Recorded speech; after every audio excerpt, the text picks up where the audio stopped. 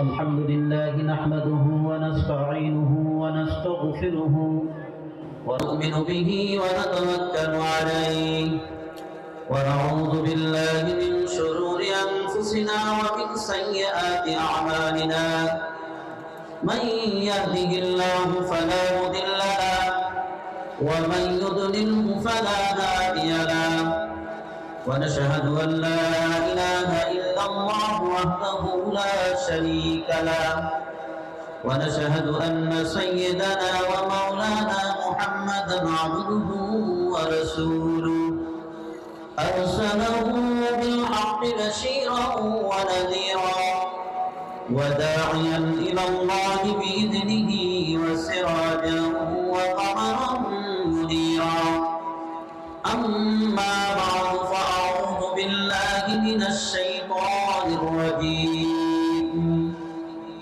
بسم الله الرحمن الرحيم الذين إن مكناهم في الأرض أقاموا الصلاة وآتوا الزكاة وأمروا بالمعروف وانهوا عن المنكر ولله عاقبة الأمور.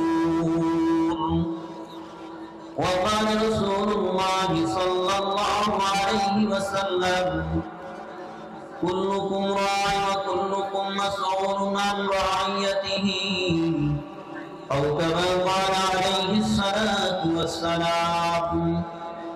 سبحانك لا علم لنا إلا ما علمتنا إنك أنت العليم الحكيم. رب اشرح لي صدري ويسر لي أمري واحلل عقدة من لساني يفقهوا قولي. رب زدني علما رب زدني علما رب زدني علما رب يسر ولا تعسر وتمم علينا بالخير.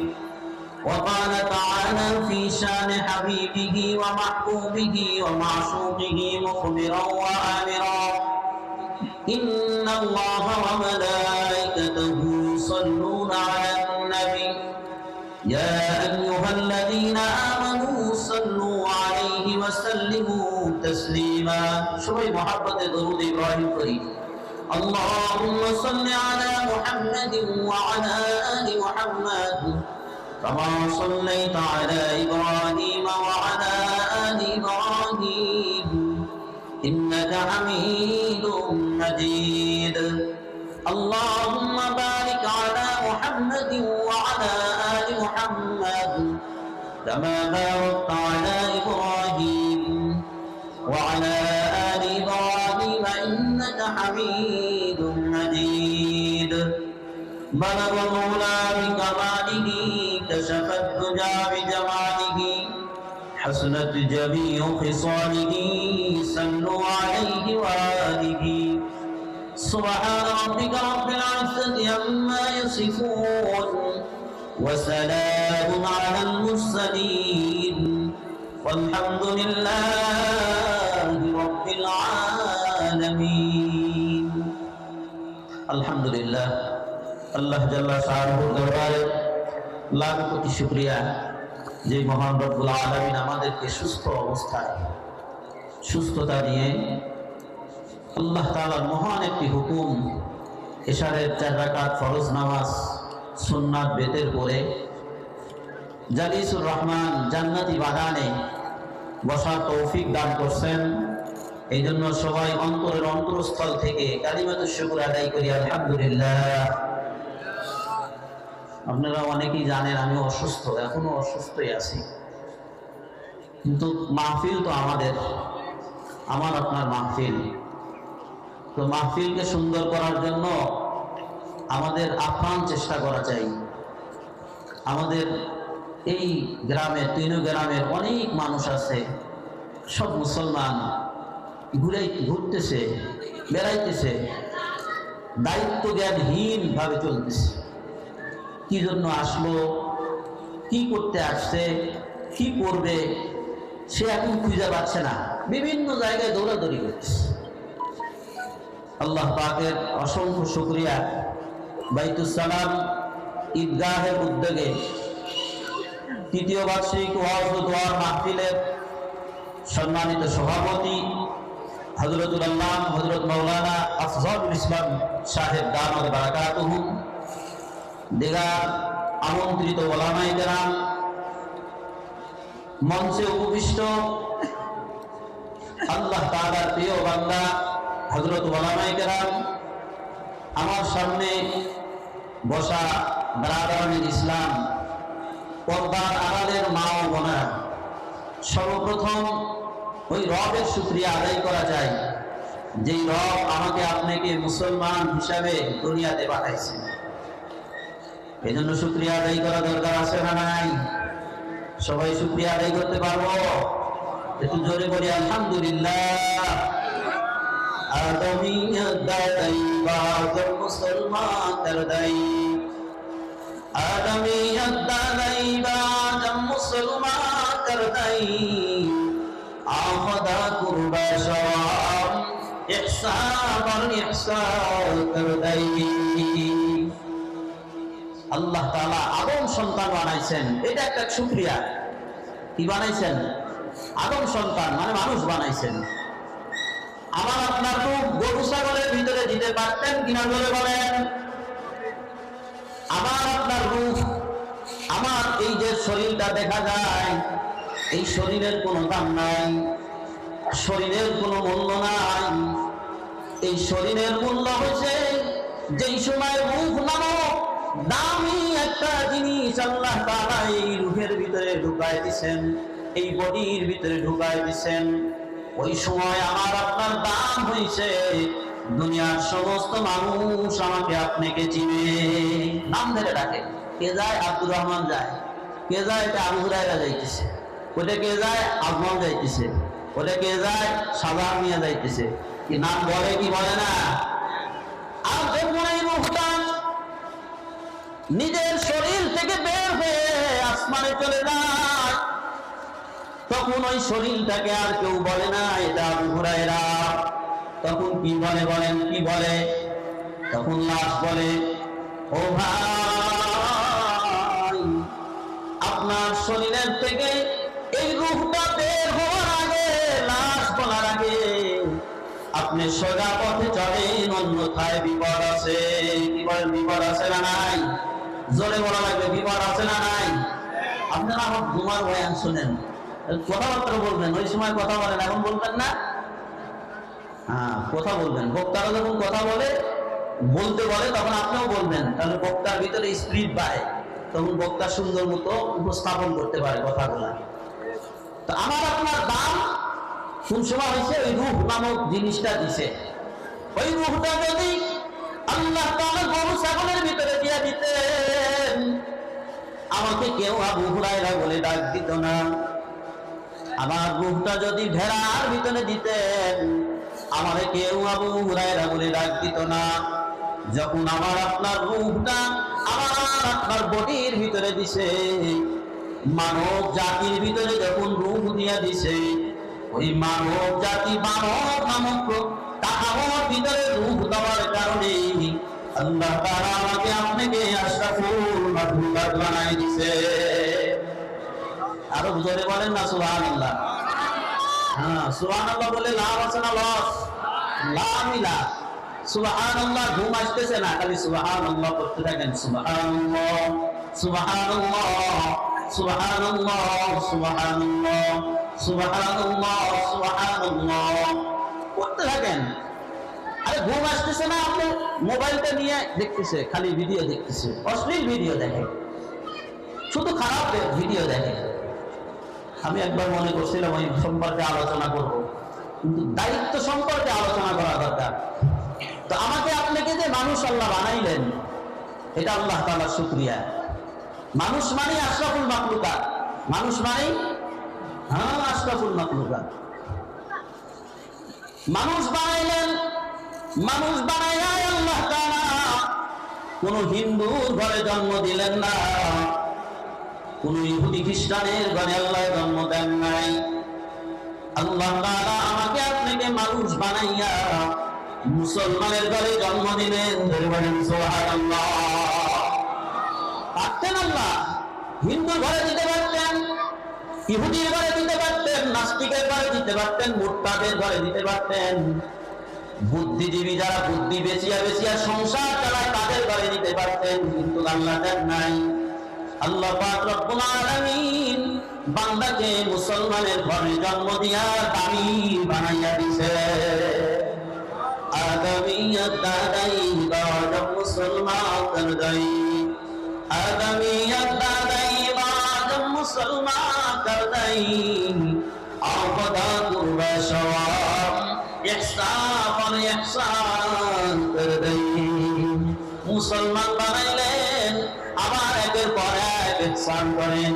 ও বান্দা, তুমি যখন অসুস্থ হও তুমি মনে করো ওষুধ খাইলেই তুমি সুস্থ হয়ে গেছো। না বান্দা না, আমি ওষুধের ভিতরে কোনো শক্তি দেই নাই, আমি আল্লাহ আমার কুদরতি হাতের ভিতরে শক্তি রাখছি। আমি যখন ওই ওষুধকে হুকুম করি, ওষুধ রে তুই এই মানব দেহের ভিতরে গিয়ে কাজ করবি, ওই সময় ওই ওষুধটা ওই মানব দেহের ভিতরে কাজ করে, মানুষটা সুস্থ হয়ে যায়। সুস্থ হওয়ার সাথে সাথে শিরকি কথাবার্তা এগুলা বলতে থাকে। ধরে বলেন নাউজুবিল্লাহ। শিরকি কথা বলে। কি শিরকি কথা? অমুক ডাক্তার এত ভালো, জানো সেই ভালো ডাক্তার। ডাক্তার ভালো না আল্লাহ করছেন সুস্থ?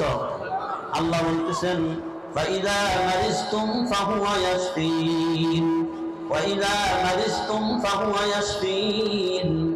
বান্দারে, তোরা যখন অসুস্থ হয়ে যাস, তোদের করার কোনো কিছু থাকে না, অজ্ঞান হয়ে যাস, তোদের করার কিছু নাই, আমি আল্লাহ কুদরতি ভাবে ওই সময় তোমাদের ভিতরে ঔষধ ঢুকায় দেই। ঔষধের ভিতরে আমি আল্লাহ কুদরতি ভাবে শক্তি দিয়ে দেই।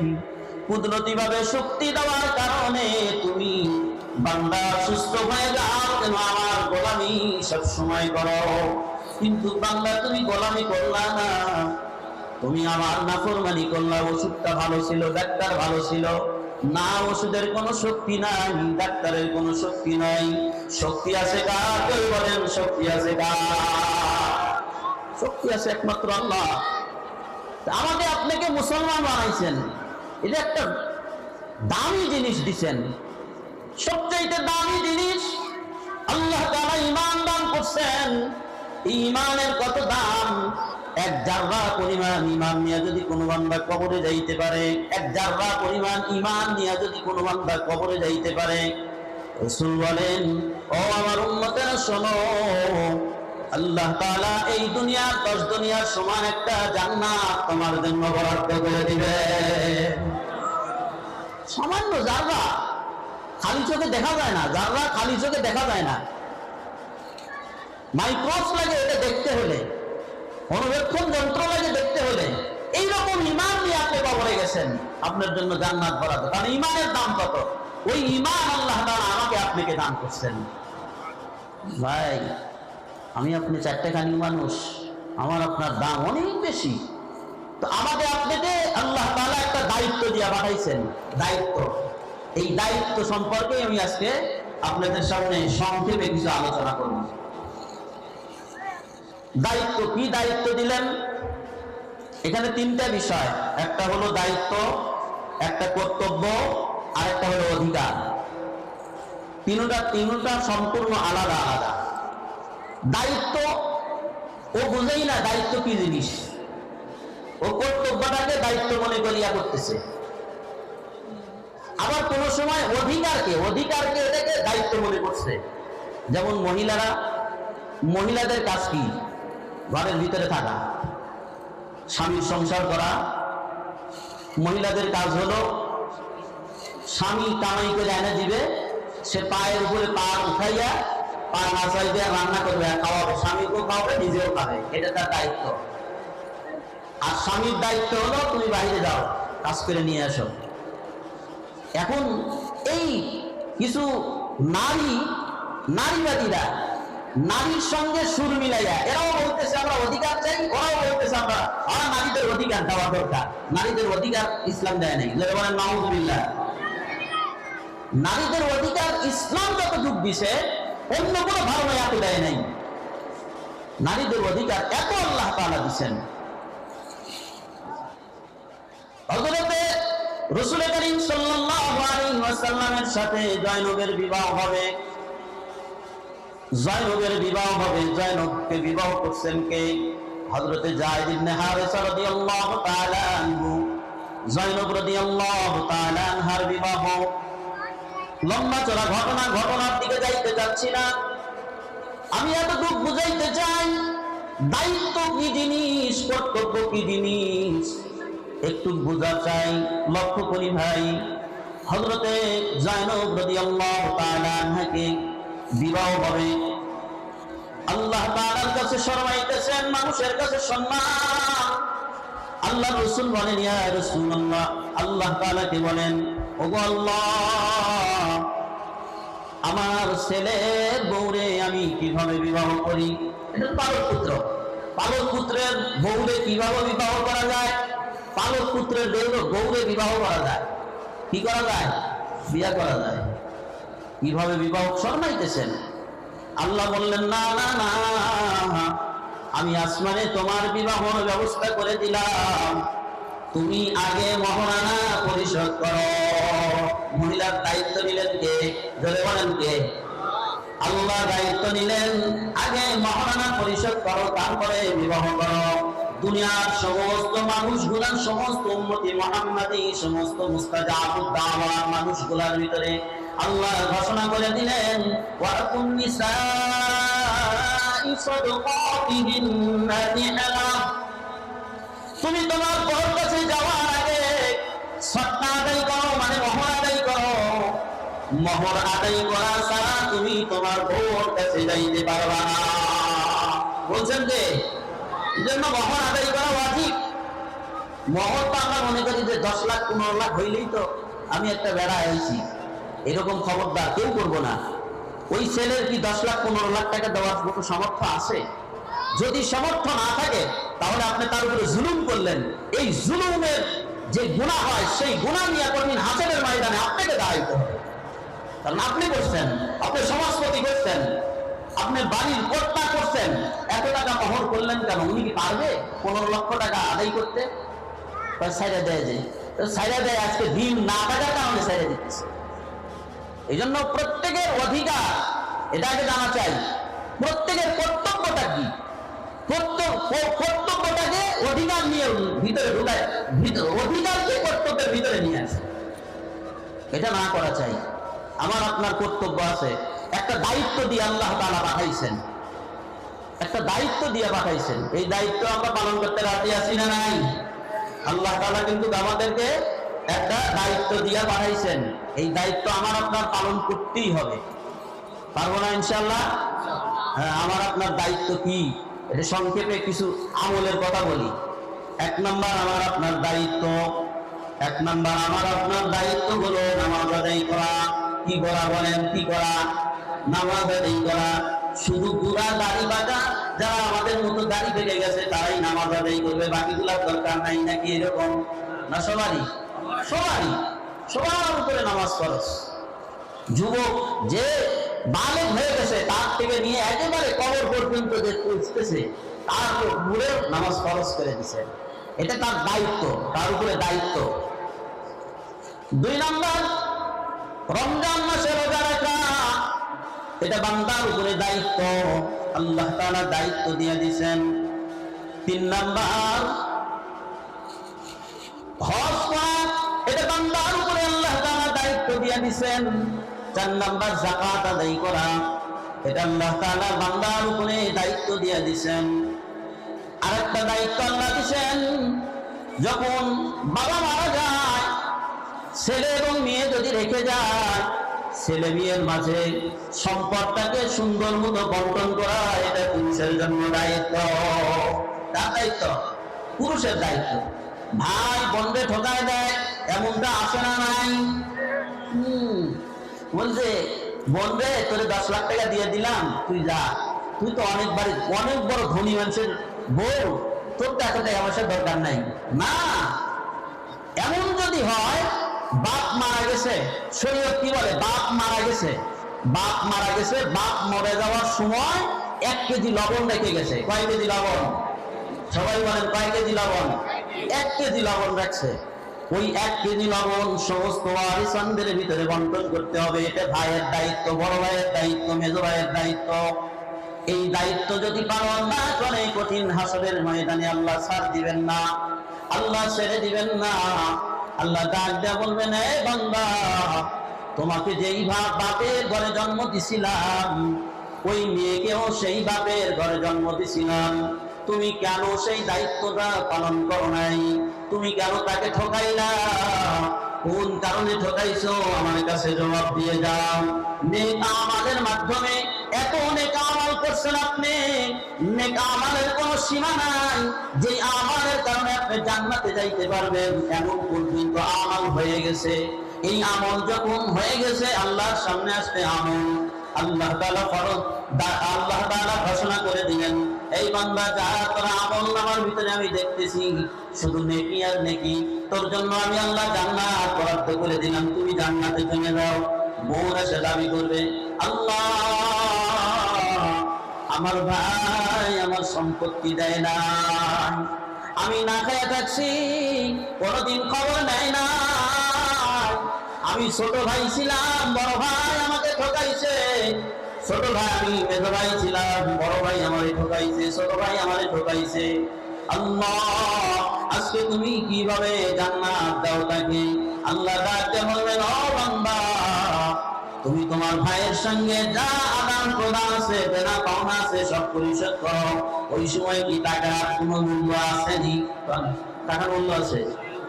টাকার যদি মূল্য থাকে আমরা 1 বস্তা করে টাকা নিয়ে যাবো, বিজ্ঞান খবরের মধ্যে থেকে শুরু করে দেবো, এই ফেরেশতা অনকার নাকি ফেরেশতা, তোরা প্রশ্ন করতে পারবি না। এখানে থেকেই আমরা এই টাকা দিতেছি, তোরে প্রশ্ন করিস না, একটু আরামে ঘুমাইতে দে, দিবে না। আমরা আপনার দায়িত্ব আছে। আমরা সমাজের ভিতরে একত্রিত ভাবে চলি, একভাবে চলতেছি। এক একজনের এক এক রকম দায়িত্ব আছে। সেই দায়িত্বটা কতটুকু আমি পালন করতেছি? আমার সন্তান নামাজ পড়ে না, আমার দায়িত্ব হলো সন্তান কেন নামাজ পড়তেছে না তাকে তালকিন মারা, শাসন করা। আমার সন্তানকে সুশিক্ষায় শিক্ষিত বানানো। এমন শিক্ষা বানাইছে, এমন শিক্ষা দিচ্ছে, ঢাকা ইউনিভার্সিটি পাস করিয়া বিলাতে গেছে সে লেখাপড়া শিখতে। পুরা ওয়ার্ল্ডে, পুরা পৃথিবীর শিক্ষা দীক্ষা সব শেষ। বাবার জানাজা কিভাবে পড়ে সে জানে না। এই শিক্ষার দাম আছে? বাবার জানাজা পড়বে কিভাবে ও জানে না। জানাজা একজন পড়তেছে, আমি ফেসবুকের মধ্যে দেখলাম, জানাজা পড়তেছে, ও এইভাবে দিয়ে এইভাবে আছে, ওর বাবার জানাজা করতেছে। ও কতটি মানুষ আসছে, আত্মীয় স্বজন কতটুকু আসছে। আমি আপনাদের প্রায় সময় একটা কথা শোনাই। আল্লাহ রাসূল ফরমান, মা আসফালা মিনাল কাবাইনি মিনাল ইজারি ফিন্নার। বহুত বড় গুনাহ। টাকনুর নিচে পায়জামা, জামা, লুঙ্গি পরা বহুত বড় গুনাহ। বুখারীর হাদিস, এই হাদিসটা বুখারীর হাদিস। বহুত বড় গুনাহ। এই গুনাহকে আমরা গুনাহই মনে করি না। এটা যে গুনাহ, এটা মনেই করি না। কি এর গুনাহ? এটা কোনো গুনাহ না, এটা মনেই করতেছি না। আল্লাহ রাসূল ফরমান, না না না, ছোট থেকে ছোট গুনাহকেও তুমি গুনাহ মনে করো, ওই গুনার কারণে তোমাকে ৭০০০ বছর জাহান্নামের মধ্যে থাকতে হবে। ধরে বলেন নাউযুবিল্লাহ। ৭০০০ বছর বাড়ির কাছের কথা, এটাকে গুনাহই মনে করে না। আল্লাহ রাসূল এক সাহাবীকে দেখলেন নামাজ পড়তেছে, তার টাকনুর নিচে লুঙ্গি, পায়জামা পরে আছে, জামা পরে আছে। আল্লাহ রাসূল তাকে ডাকলেন, আল্লাহ রাসূলের কাছে আসলেন। লোকটা সালাম দিলেন, আল্লাহ রাসূল সালামের কোনো উত্তর দিলেন না। উত্তর না দিয়ে বললেন, হে আল্লাহর বান্দা, তুমি ওযু করো, সুম্মা সাল্লি, এরপরে তুমি নামাজ পড়ো। লোকটা গিয়া না ওযু করছে, আবার নামাজ পড়ছে। আবার আল্লাহ রাসূল ডাকলেন, তুমি যাও, আবার ওযু করো, আবার নামাজ পড়ো। এইভাবে 3 বার করছেন। এক রাওয়ায়াতের মধ্যে আছে, একবারই আল্লাহ রাসূল বলে দিলেন, তোমার নামাজ ততক্ষণ পর্যন্ত হবে না যতক্ষণ পর্যন্ত তোমার টাকনুর উপরে লুঙ্গি পায়জামা উঠবে না। একজন মানুষ জাহান্নামে যাওয়ার জন্য একটা গুনাহ যথেষ্ট, একটা গুনাহ যথেষ্ট। এই জন্য গুনাহ ছাড়বো না ধরবো? সবাই বলেন, গুনাহ ছাড়বো না ধরবো? আরে ভাই, মাহফিল তো দিছি আমরা এই জন্যই যে দ্বীনের কথা শোনাবো। রাজি আছেন না ইনশাআল্লাহ? আল্লাহ তাআলা আমাদের সবাইকে আমল করার তৌফিক দান করেন।